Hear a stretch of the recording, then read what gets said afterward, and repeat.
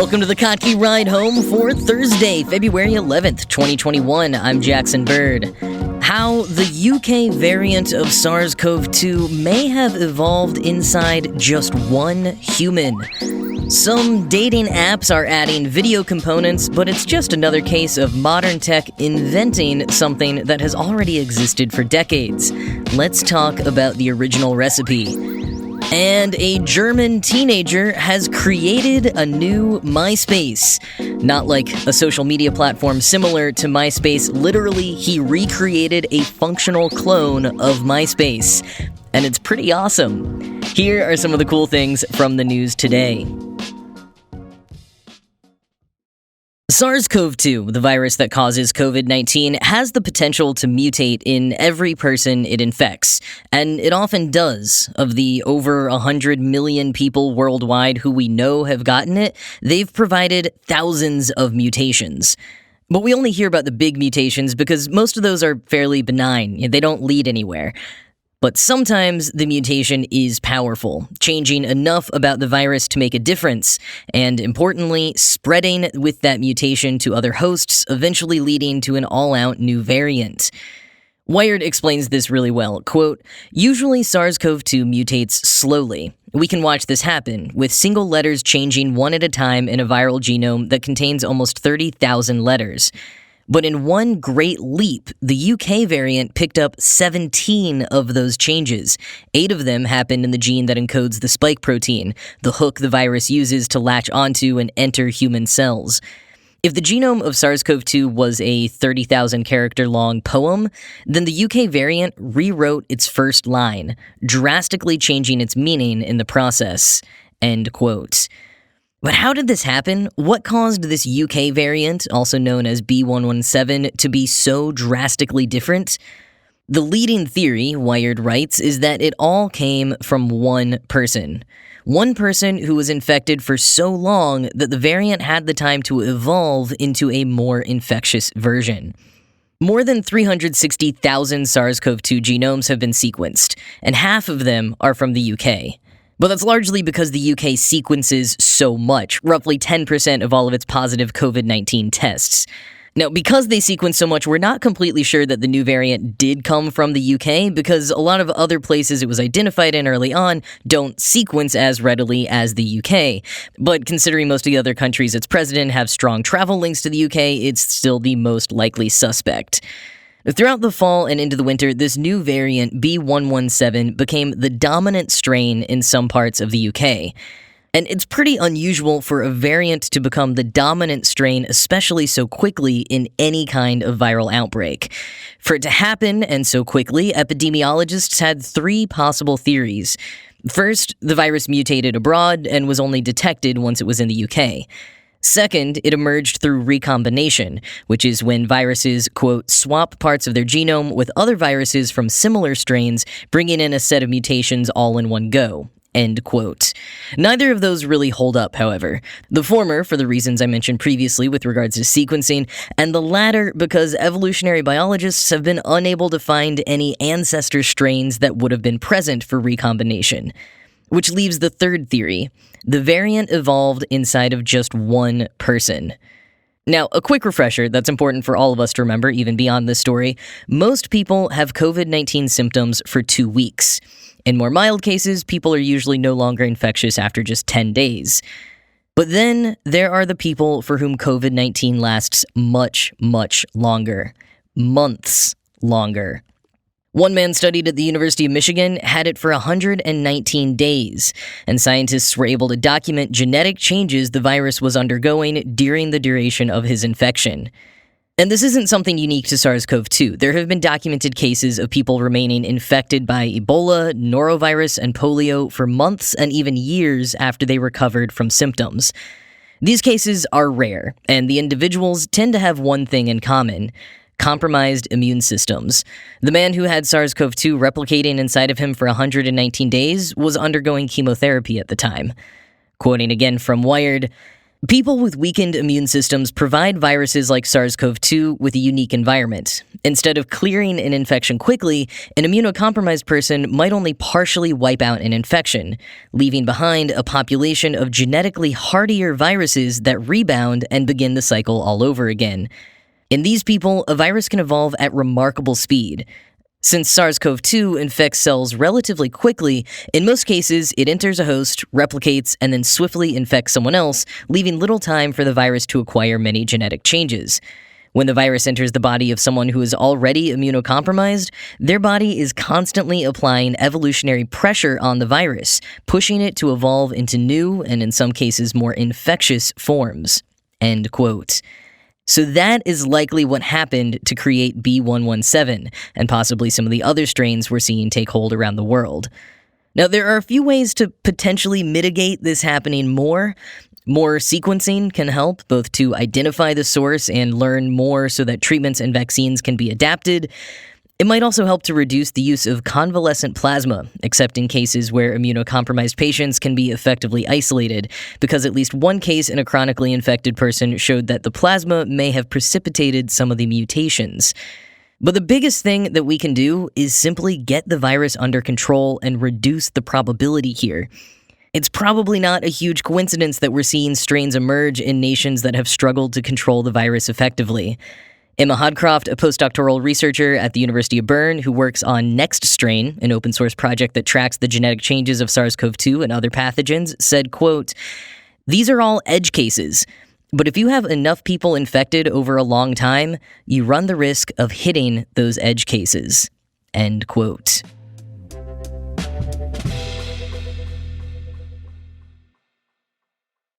All right, let's have a bit of levity after all that COVID talk. So we can joke all we want about every app having stories now. I mean, I'll never stop laughing about a tweet early on in the trend joking that pregnancy tests now have stories. But seeing people's faces, seeing people in motion, it's a tried and true method for relating to our fellow humans. In some ways, it's a no-brainer that some of the biggest dating apps like Tinder, Hinge, and Bumble have added video chats or stories-like features. Getting to see someone move and maybe speak is a bit more real than overly filtered selfies and heavily edited pithy captions. That realization, however, is nothing new, and it dates back far further than stories' origin on Snapchat or even streaming videos or video conference calls. At least in terms of dating, the concept has its origins back in the 1970s with video dating via VHS tapes. Now, if you're in Gen X or older, or just spend a lot of time on the weird parts of the internet like I do, this won't be news, but it's still always fun to reflect on. Vox recently profiled the preeminent, although not first, company behind video dating in the US in the 1970s through the mid-90s, a company called Great Expectations. The way it worked is you would apply for membership, and once you're in, and coughed over a good deal of money, eventually a couple hundred to a couple $1,000, you fill out a paper profile about your interests, values, and what you're looking for in a partner. Then you would go into a nearby Great Expectations franchise location for a photo shoot and video interview, which would get added to the company's library. Then you get to flip through other people's photos and profiles, organized into categories so you could do a bit of manual filtering. You then watch the videos of some of your favorites and eventually select one or more to be contacted. That person then gets the chance to review your profile and video interview, and if you both mutually consent, you get each other's contact info and take it from there. There were eventually higher tiers and add-ons, like being able to keep your identity hidden, a popular option for celebrities, or sending private messages before mutual consent was given for an extra price. And if all of that sounds like a pretty similar process to online dating, albeit with an extended timeline and outdated technology, that's because it was video dating in the 70s that really established other forms of matchmaking technology that came after it. Dawn Shepard, an English professor at Boise State University who has researched the origins of online dating, says it was the first time that a matchmaking service really offered the ability to browse, at least as intimately as was possible with the video medium. As Vox paraphrases a contemporary magazine's review of the video dating service, quote, "The beauty of video dating was the impact of seeing someone alive on the screen, talking about himself honestly and openly.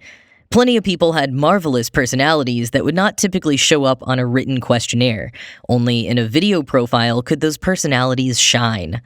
End quote.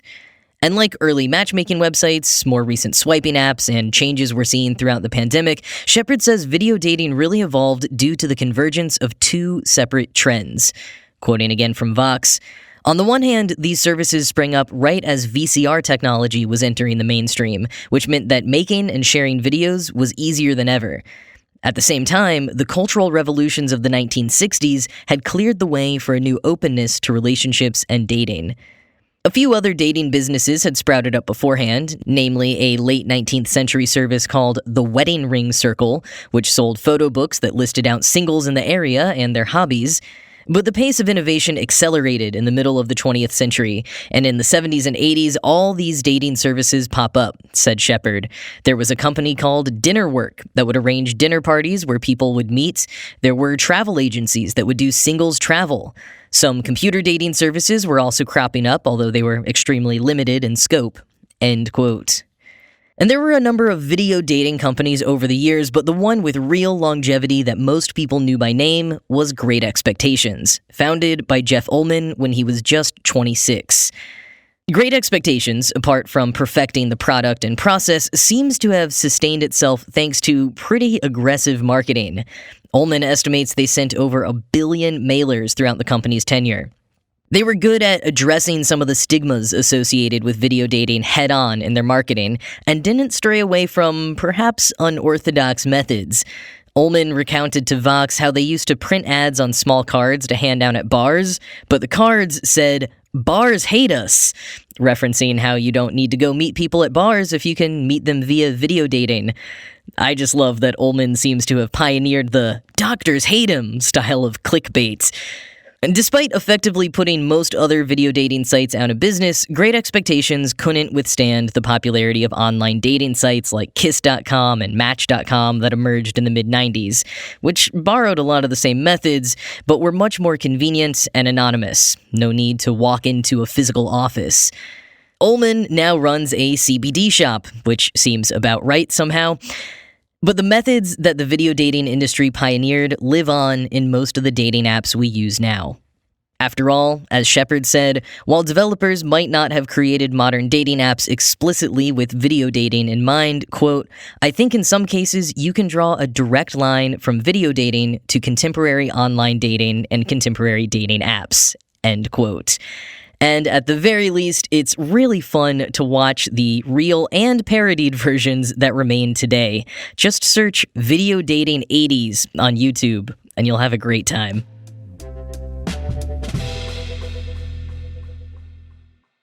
Well, speaking of blasts from the past, Myspace, in its original form, is back. In an unauthorized capacity, anyways.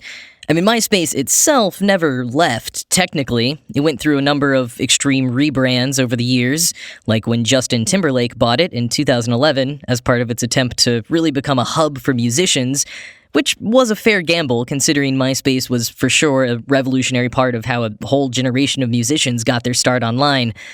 The real Myspace is still up, and if you're one of the 1 billion people who never deleted their profile, you can even still visit your profile. It just looks totally different now.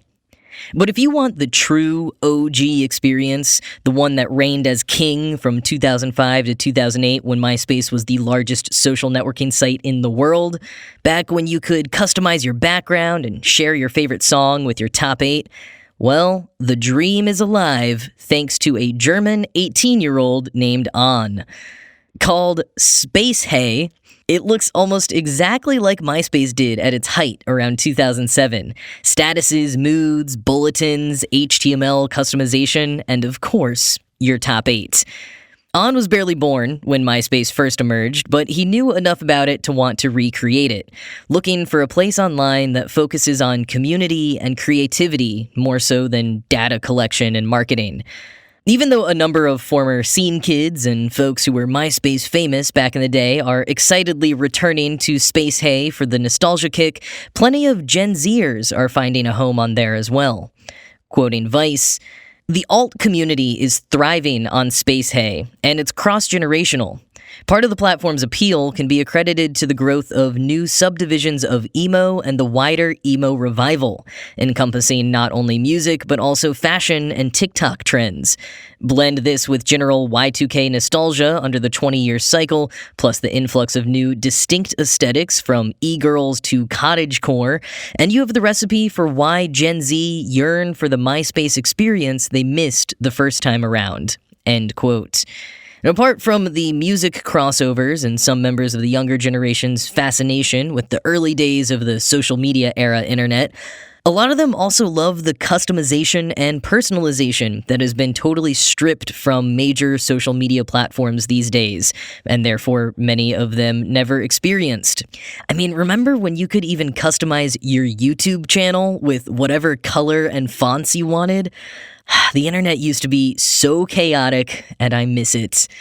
I'm not the only one, though. There seems to be a real desire by many to divest from the major social media platforms and from algorithms, returning to or creating spaces on the internet that are purely for expressing yourself or indulging in your actual interests, not the ones that algorithms think you have.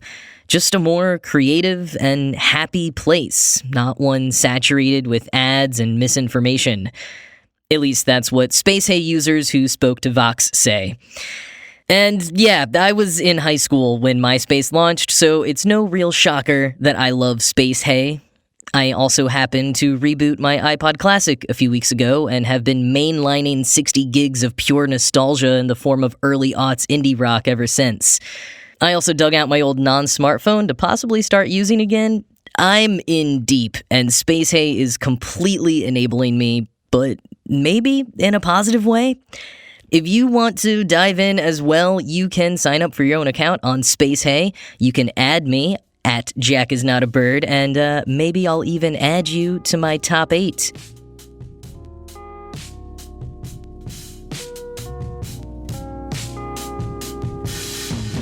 Well, that is it for today. As always, this show was produced by Ride Home Media and Kottke.org. I am Jackson Bird, and I'm going to go spend several hours stressing out over the best song to embed on my Space Hey profile.